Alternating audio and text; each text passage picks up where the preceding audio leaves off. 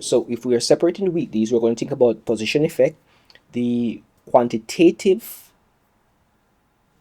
and the partial D antigen.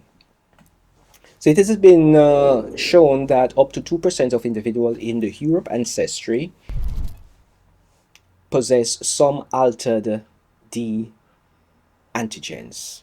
So if you are European, there is a probability that you possess some altered D antigens. But that doesn't mean that something is totally wrong with you.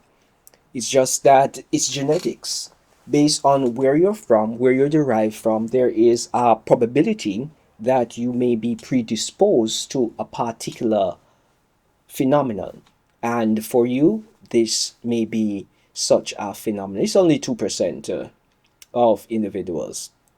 But if there are 2% of you, that's a lot of you, right? So when we think about altered D antigen, this may occur more often in individuals of the African descent. So you may have thought that I was only talking about Europeans in our session, but no, we are mentioning the Africans as well. So persons from the African culture, there is a big distinction when it comes on to blood banking, immunohematology, of the Africans and also the Europeans or the Caucasians. There are similarities with the prevalence of certain blood group system, but there are distinction when it comes on to other blood group system.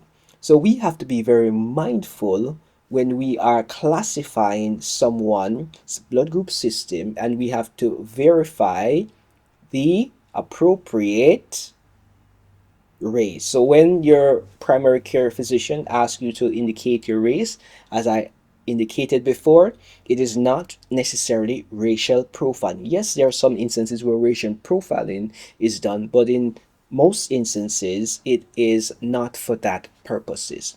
It is just so that they can give you and aid in determining the best course of action based on what is the norm or what is a consensus of expectancy for a particular race. So altered D antigen occur more often in individuals of the African descent, all right? But the exact prevalence is not quite known.